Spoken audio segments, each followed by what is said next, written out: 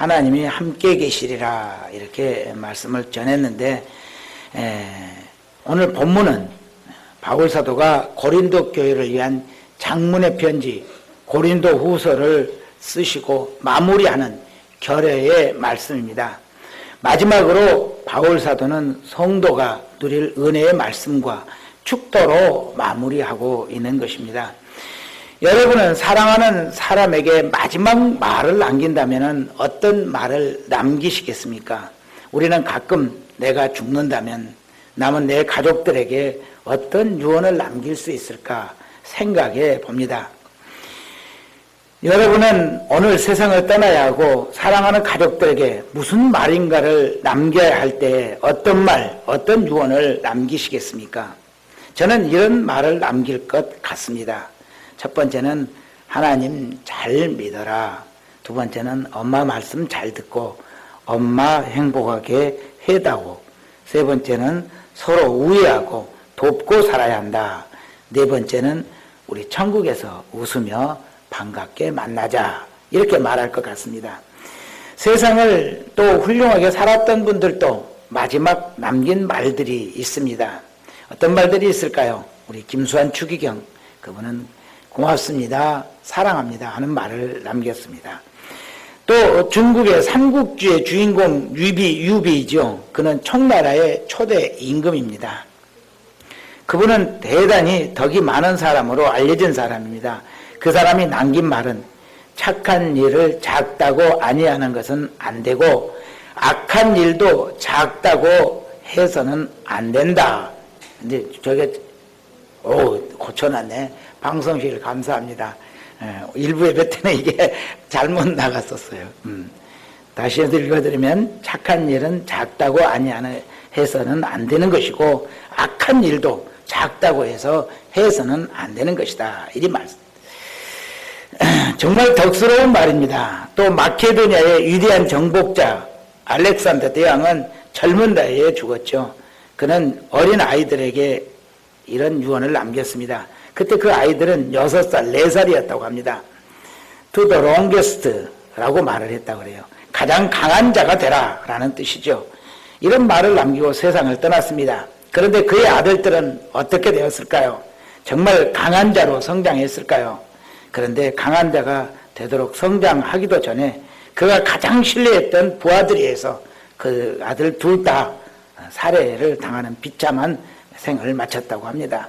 우리나라를 북한 공산당의 손에서 구해낸 메가더 장군, 그분 참 훌륭한 신앙인이었죠. 그분은 어떤 말을 남겼습니까?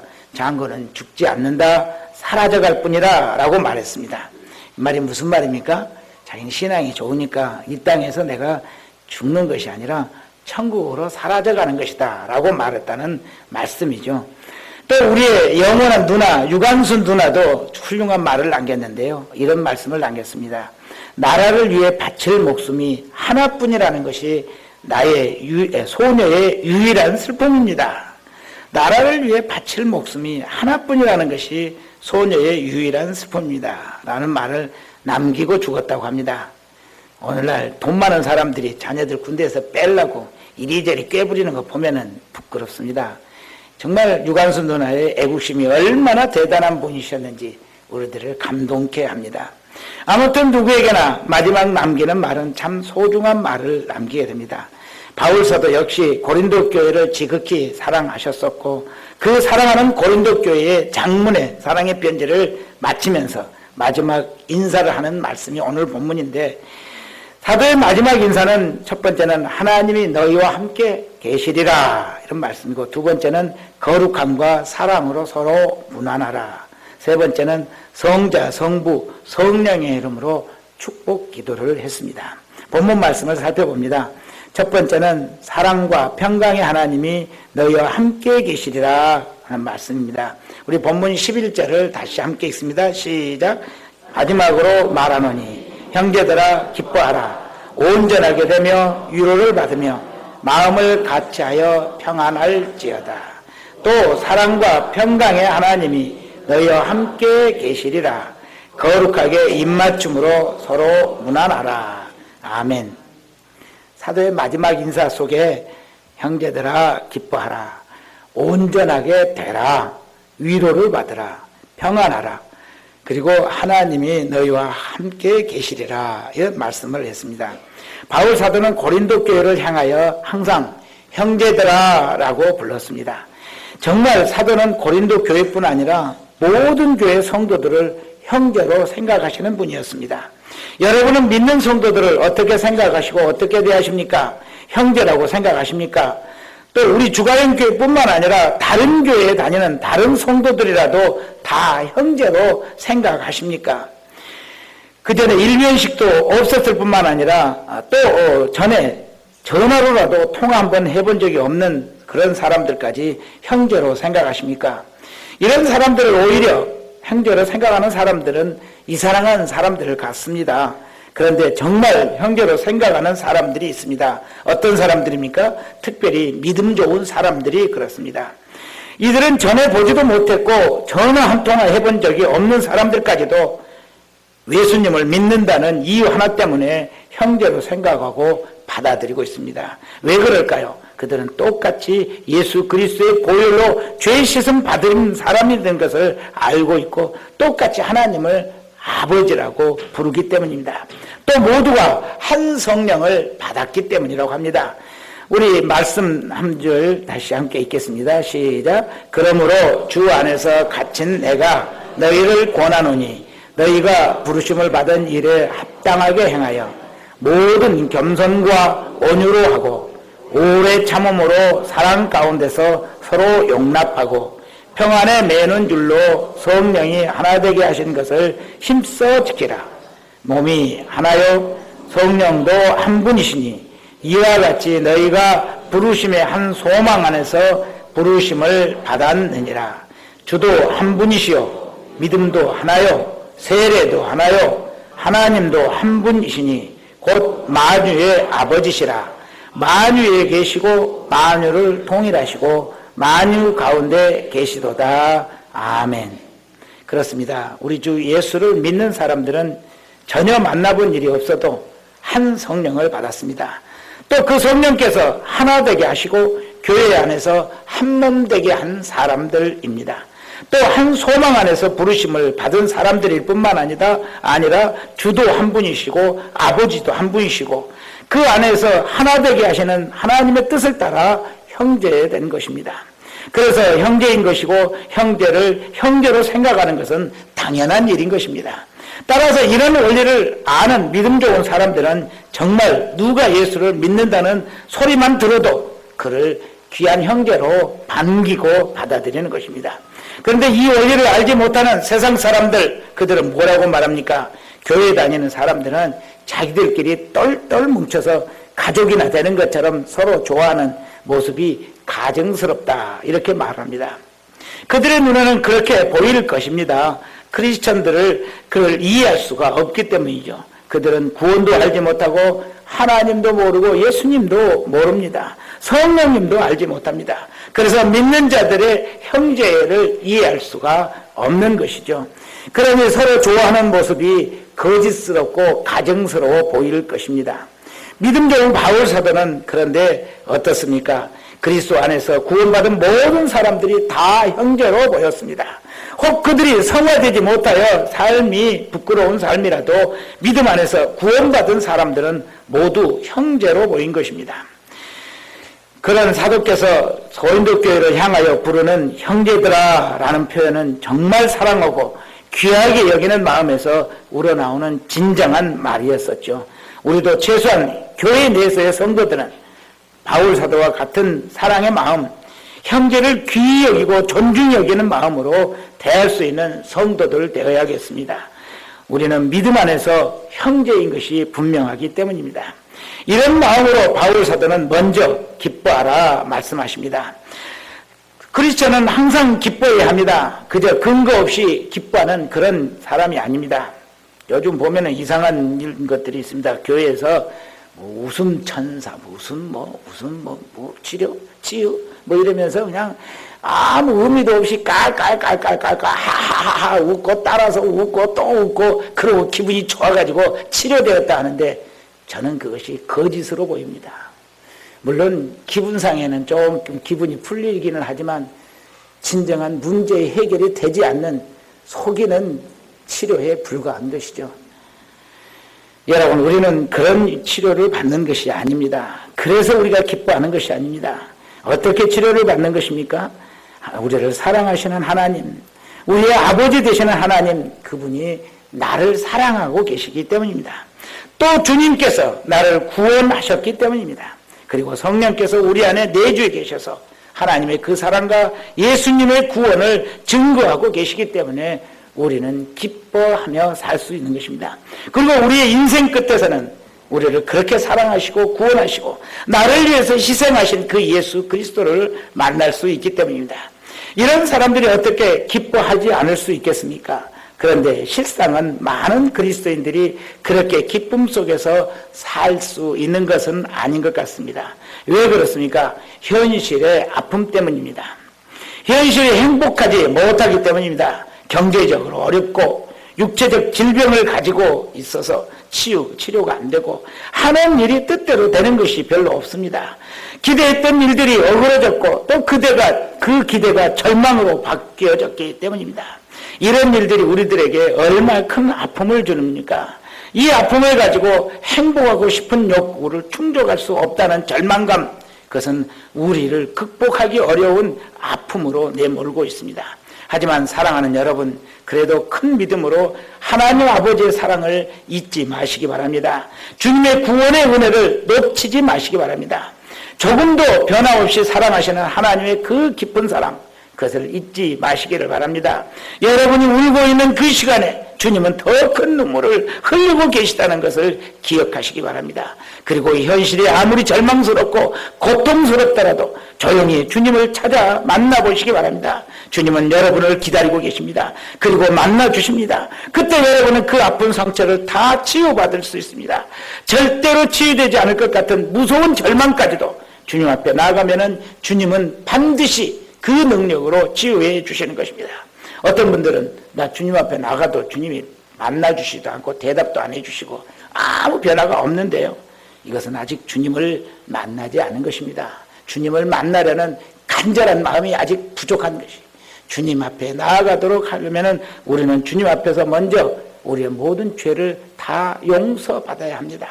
용서받기를 간절히 소망하고 주님께 용서를 빌면 주님께서 찾아오셔서 여러분들을 만나 주십니다. 그러면은 여러분들은 예수님을 만나게 되고 주님만이 여러분들을 치유하실 수 있는 그 놀라운 치유들, 여러분들이 생각할 때는 도저히 치유가 불가능하다, 내 인생을 마감해버리고 싶다, 이런 아픔이라도 주님은 능히 치유하시고 여러분들을 그 기쁨 가운데로, 평안 가운데로 인도해내신 것입니다. 여러분 마음에 기쁨이 다시 찾아오고 평안을 누리게 되실 것입니다. 두 번째는 온전하라, 이렇게 말하고 있습니다. 온전하게 되라는 말씀은 믿음이 성숙하게 자라서 우리의 삶이 부족함 없는 온전한 삶을 사는 사람이 되어야 한다는 말씀입니다. 여러분 믿음이 성숙하게 자라기를 소망하십시오. 우리는 누구라도 완전할 만큼 믿음이 성숙한 사람은 없을 것입니다. 그래서 우리 모두는 더 자라가야 되는 사람들이죠. 믿음은 자라야 합니다. 얼마만큼 자라야 됩니까? 온전하게 되기까지 자라야 됩니다. 주님의 분량까지 자라가야 됩니다. 주님이 기뻐하실 만큼 자라야 되는 것입니다. 주변에서 여러분을 보시고 믿음 좋은 사람이라고 인정받는 사람이 되기까지 자라야 하는 것입니다. 여러분의 믿음의 사람인데 아무도 여러분을 믿음 좋은 사람이라고 인정해 주지 않는다면, 가족 중에 아무도 여러분의 믿음이 좋은 사람이라고 말하지 않는다면 여러분은 믿음에서 아직 어리고 어린 어린아이와 같은 사람들입니다. 이것은 대단히 부끄럽고 심각한 것입니다. 주님은 우리가 믿음에서 장성한 사람이 되기를 바라고 계시기 때문입니다. 우리 말씀 한 절 다시 읽겠습니다. 시작. 우리가 다 하나님의 아들을 믿는 것과 아는 일에 하나가 되어 온전한 사람을 이루어 그리스도의 장성한 분량이 충만한 데까지 이르리니. 아멘. 우리는 믿음과 예수님을 아는 일에 온전하여야 됩니다. 그리고 그리스도의 장성한 분량까지 우리의 믿음이 자라가야 됩니다. 그를 위해서 우리는 달려가야 됩니다. 이제 세 번째, 마음을 같이하여 평안하라 이리 말씀하고 있습니다. 성도들은 마음을 같이 하는 사람들 이해합니다. 그런데 많은 교회들이 성도들의 마음이 하나 되지 못하고 평안을 누리지를 못하고 있습니다. 특별히 큰 교회들일수록 다툼이 심하고, 성도들은 마음을 같이 해야 되는데 마음이 갈라져서 싸우고 평안을 잃어버리고 있습니다.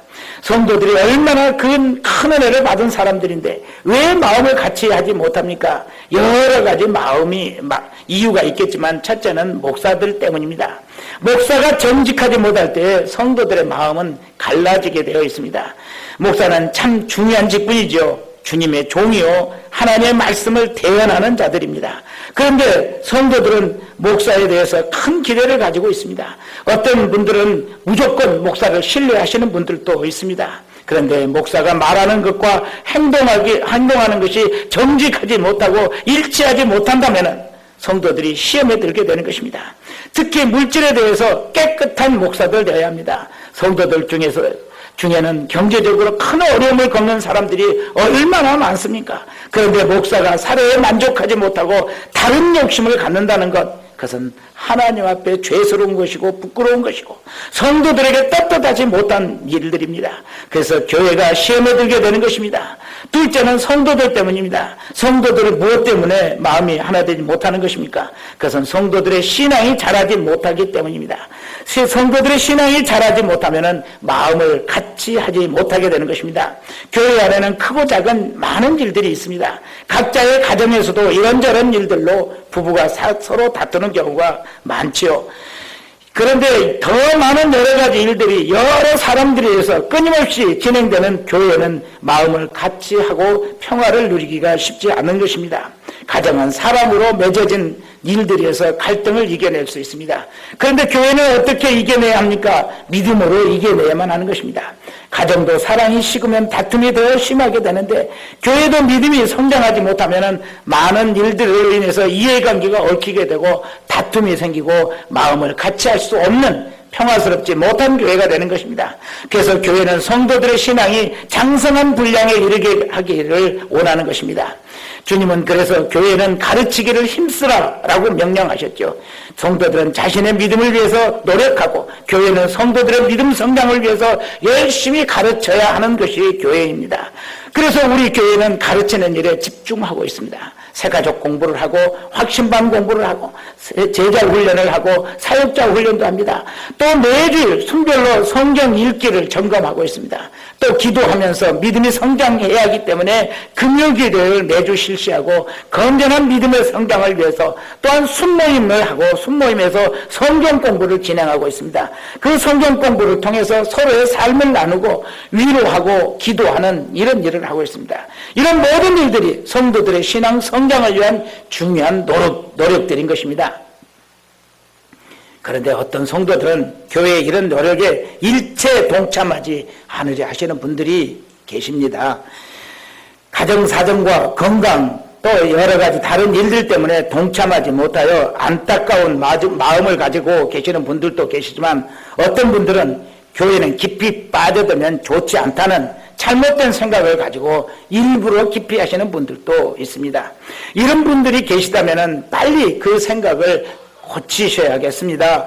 교회는 형제로서 함께하는 것이 더 큰 은혜를 누리고 깨닫게 되는 것이고 또 그 형제들이 합하여 하나님의 많은 일들을 해내야 하는 것이 교회이기 때문에 우리는 열심히 배우고 믿음이 성장하고 그리고 함께 힘을 합하여 일을 하면서 하나님의 나라를 이루어가는 것입니다. 또 교회는 마음을 같이 하고 평안을 누려야 합니다. 주님은 우리에게 평화를 주시고자 하시는 분이시죠. 우리 교회는 모두 한 마음으로 주님의 일을 하고 서로 사랑하면서 평화로운 관계를 유지해야 하는 곳입니다. 그래서 누구든지 세상에서 힘들고 지쳤을 때 교회 와서 조용히 하나님을 만나고 기도하며 평안을 되찾는 곳이어야 하는 것입니다. 또 누구든지 세상에서 마음의 상처를 받아 견디기 어려울 때 교회에 와서 형제들을 만나고 사랑을 나누며 그 상처들이 치유되고 다시 평안을 누리게 되어야 합니다. 그래서 우리는 귀하다 이 평안함이라고 찬송했고 그 평화 영원하리라고 찬송한 것입니다. 이렇게 우리가 누리는 기쁨 또 온전하게 되는 것 누리는 평안은 어디로부터 오는 것입니까? 모두 하나님으로부터 오는 것입니다. 우리에게 기쁨과 평안을 주시는 분, 그분은 하나님 한 분뿐입니다. 사랑과 평강의 하나님이 우리에게 기쁨과 평안을 주시는 것입니다.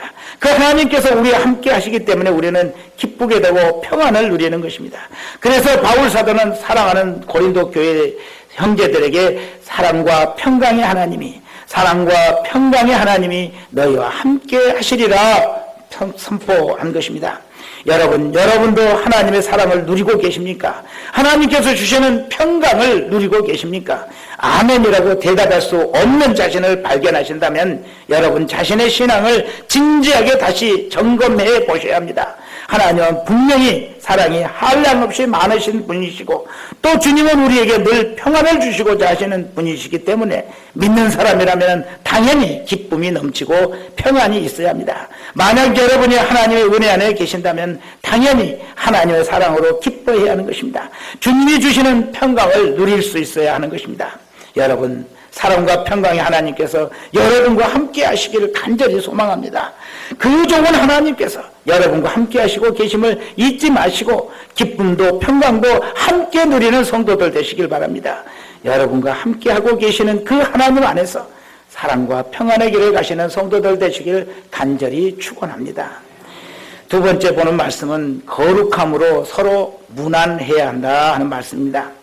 본문에서 바울 사도는 거룩하게 입맞춤으로 서로 무난하라 그렇게 말씀하고 또 모든 성도가 너희에게 무난하느니라 라고 전하고 있습니다.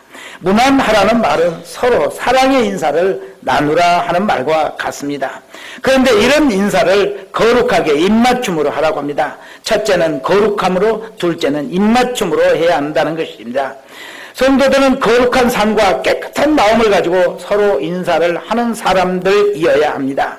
성도들은 세상에 나가서 살 때 세상 사람들처럼 막 살아도 되는 사람들이 아닙니다. 거룩하게 구별되어 살아야 하는 것입니다. 세상 사람들처럼 욕할 때 욕하고 사는 그런 사람 되어서는 안 됩니다. 세상 사람들처럼 남을 비방하는 일을 일삼는 사람들이 되어서도 안 되는 것입니다. 세상 사람들처럼 자신을 보호하기 위해서 그냥 쉽게 거짓말하는 그런 버릇도 가져서는 안 됩니다. 세상 사람들처럼 음란한 문화에 빠져들어서도 안 되는 것입니다. 우리는 예수 그리스도의 거룩한 피로 죄 씻음 받은 사람들입니다. 하나님 편에서 보시면 세상 사람들과 완전히 구별된 사람들입니다. 이런 사람들은 세상 사람들과 사는 모습이 완전히 달라야 하는 것이죠. 오직 착한 삶으로 하나님께 영광을 돌리고 세상을 지켜나가는 소금과 같은 삶을 살아야 하는 사람들입니다. 또 입맞춤으로 무난하라고 합니다. 입맞춤은 존경과 사랑의 표현이었습니다. 오늘날 중동 사람들을 제외한 모든 나라 사람들이 서로 입맞춤으로 무난하는 사람들은 없습니다. 그렇다면 이것이 이 성경 말씀에 불순종하는 것입니까? 그것은 아닙니다. 성경 말씀은 거의 모두 기록된 대로 지켜져야 하지만 시대와 그 지역 문화에 알맞게 적용하여 지켜져야 하는 것입니다. 예수님 당시 유대인들 사이에서 입맞춤이 존경과 사랑의 표시였다면 우리 대한민국 문화에서는 이 입맞춤이 대단히 불경스러운 행위였습니다. 그래서 우리는 이런 인사법이 성경에 기록되었다 할지라도 그런 인사법을 하지 않는 것입니다. 다만 그 인사법에 담겨진 정신, 사랑과 존경의 마음은 그대로 유지하여 인사하는 것입니다. 우리는 사랑과 존경을 어떻게 표현합니까? 정중한 인사와 악수로서 표현할 수 있습니다. 밝고 다정한 얼굴로 사랑과 존경을 담아서 표현할 수 있습니다. 그래서 우리 크리스찬들의 인사하는 모습은 밝아야 합니다. 다정해야 합니다. 반가워야 합니다. 얼굴에 전혀 표정이 없고 냉랭한 얼굴로 나누는 인사는 예수 믿는 사람들의 인사법이 아닌 것입니다. 옛날 소련 공산당들 인사하는 모습을 보면 어땠습니까? 전혀 표정이 없습니다. 그래서 무섭기까지 합니다. 그들은 얼굴에 다정한 모습은 절대로 없고 그 다정한 모습이 나타나면 자유주의의 냄새가 난다고 생각했습니다. 그래서 얼굴에 밝은 표정을 지어서는 안 되었습니다. 또 밝은 표정을 지을 수도 없었습니다. 그들의 인사는 마치 죽은 송장들의 인사처럼 차가웠습니다. 우리 크리스천들의 인사는 그렇지 않아야 합니다. 사랑이 담겨 있어야 합니다. 친절함이 담겨 있어야 합니다. 밝게 웃는 얼굴로 서로 인사해야 합니다. 우울했던 사람이 우리의 인사를 받고서는 기분이 좋아질 수 있을 만큼 그렇게 밝게 웃는 모습으로 인사를 해야 하는 것입니다. 우리 주간교회 성도들의 인사가 그런 인사 되기를 바랍니다. 어떻게 하면은 그렇게 좋은 인사를 서로 할 수 있는 사람이 될 수 있겠습니까? 우리 서로 예수님을 만나는 것처럼 형제를 만나고 대한다면은 최고로 아름다운 인사를 나눌 수 있을 것입니다. 우리 형제들의 심령 속에는 예수님이 계십니다. 그래서 우리는 서로 형제들을 대할 때 마치 예수님을 대하는 것처럼 그렇게 거룩함으로 또 반갑고 다정하게 인사를 나누어야 하는 것입니다. 세 번째 보는 말씀, 그것은 모든 것을 끝마칠 때 축도로 마쳤다고 마쳤습니다. 우리 13절을 함께 읽습니다. 주 예수 그리스도의 은혜와 하나님의 사랑과 성령의 교통하심이 너희 무리와 함께 있을지어다. 아멘. 이것이 축도입니다. 오늘 본문에서 우리는 교회의 축도, 축복 기도에 대해서 공부를 잠시 하겠습니다. 우리는 예배를 마칠 때에는 목사님의 축복 기도, 축도를 받고 예배를 마칩니다. 그런데 이 축도는 성자와 성부와 성령의 이름으로 행해지는 것입니다. 본문에도 예수 그리스도의 은혜, 하나님의 사랑, 성령의 교통하심으로 축복하고 축도하고 있습니다. 교회에서 축도는 누가 하는 것입니까? 목사님들이 하는 것입니다. 전도사도 강도사도 축도를 해서는 안 됩니다. 또 장로라도 권사라도 축도해서는 안 되는 것입니다. 축도를 할 수 있는 권한은 오직 목사에게 주어지는 권한인 것입니다. 그래서 목사 외에 다른 사람이 축도를 한다면 그것은 교회법에 법에 어긋나는 것입니다. 이 목사의 축도권은 사도로부터 이어져 내려온 권세입니다. 사도가 목사들에게 안수하여 목사로 세우고 축도권을 위임 전수하게 한 것입니다. 목사를 세울 때는 반드시 축도권을 부여하는 행사를 하게 됩니다. 그래서 그 축도권의 행사가 오늘날까지 이르게 된 것입니다. 그렇다면 축도의 의미는 무엇이겠습니까? 성자 예수님의 은혜, 그리고 성부 하나님의 사랑, 성령님의 교통하심과 역사하시는 그 은총을 성도들에게 선포하는 것입니다. 그렇다면 이 선포된 은총의 의미, 가치는 무엇일까요? 그것은 신학적으로 하나님으로부터 부여받은 축복권자가 축도를 하면 하나님은 그 축도를 받은 성도들에게 축도한 그 내용대로 복을 내려주신다는 의미를 갖는 것입니다. 그 믿음을 갖는 것입니다. 여러분들도 이 믿음 가지고 예배 때마다 하나님께 주시는 은혜와 사랑, 복을 누리는 성도들 되시기를 바랍니다. 그렇다면 어떤 축도를 해야 됩니까? 예배를 드린 성도들이 어떤 사람들이 언제 축도를 받습니까? 예배를 드린 성도들이 받는 것이 축도입니다. 예배 없이 그냥 축도만 받는 것은 위법입니다. 반드시 하나님께 예배를 드린 사람들이 축도를 받아야 합니다. 그래서 예배에 참석하지 않고 축도만 받는 것은 옳지 않는 것이고, 또 예배를 드리고도 축도를 받지 않는 것은 예배를 다 드린 것이 아닌 것입니다. 그래서 예배를 드린 사람들은 꼭 축도가 끝날 때까지 자리를 떠나지 않고 예배를 마쳐야 하는 것입니다. 또 축도가 끝나고 반주가 끝나기까지 일어서는 것이 아니라 축복에 대한 그 기도, 축도가 자기에게 임하기를 간절히 바라면서 감사하는 마음의 시간을 잠시 가져야 하는 것입니다. 여러분 이제 아셨죠? 예배를 드리면 반드시 축도까지 마치는 예배를 드리시기를 바랍니다. 축도를 마치기 전에 예배당을 떠나는 것은 하나님께 부끄러운 것입니다. 하나님 앞에 드린 예배가 다 끝나지 않았는데 우리가 식사를 한다면은 주빈이 아직 식사를 하고 있는데 벌떡 일어나서 나간다면 이거 아닌 것처럼 우리가 축도가 끝나기 전에 이 자리를 떠나는 것은 완전한 예배를 드리지 못한 것입니다. 또 축도는 무엇입니까? 선포라고 말씀드렸습니다. 하나님의 복을 선포하는 것입니다. 그래서 사도가 어떻게 선포했습니까? 너희와 함께 있을지어다. 너희와 함께 있을지어다 라고 선포했습니다. 그런데 요즘 많은 목사님들이 축도하면서 이렇게 하지 않고 죽어나옵나이다 이렇게 멋지게 합니다. 여러분 생각에는 어떻습니까? 함께 있을지어다가 더 마음에 드십니까? 죽어나옵나이다 하는 것이 더 마음에 드십니까? 그런데 이것은 우리의 마음에 들고 말고의 문제가 아닙니다. 죽어나옵나이다는 축복하고 기원합니다 라는 뜻입니다. 어떻습니까? 이것은 진정한 축도가 아닌 것입니다. 그래서 축도를 축원하옵나이다 라고 하는 것은 엄밀하게 말해서 옳지 않은 것이라고 할 수 있습니다. 선포가 아니기 때문입니다. 축도는 사도들에게서 오늘날까지 전달되어지고 이어진 것으로서 사도들의 그 권위와 권한이 그대로 실시되어야 하는 것입니다. 우리 교회 어떤 권사님이 지금도 계시는데 여러 교회를 다니시다가 우리 교회를 선택해서 등록하셨습니다. 등록하신 이유를 제가 물었습니다. 그랬더니 우리 교회는 축도할 때 함께 있을지어다 라고 해서 우리 교회를 선택하셨다고 합니다. 그래서 제가 여쭤보았습니다. 권사님, 어떻게 함께 있을지어다라는 축도가 옳은 축도인 줄을 아셨습니까? 라고 물었습니다. 그랬더니 권사님은 내가 어렸을 때부터 목사님들은 늘 그렇게 축도하셨고 또 축원한다고 하면 그 축복이 내게 언제 이루어질지 어떻게 압니까? 지금 당장 함께 있을지어다 하면은 지금 그 축복이 내게 이루어지는 것 아니겠습니까? 라고 대답하셨습니다.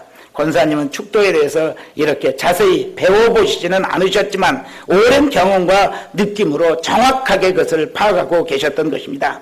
말씀을 맺습니다. 바울 사도는 고린도 교회에 마지막 인사를 하면서 가장 귀한 것을 말씀하시고 선포하셨습니다.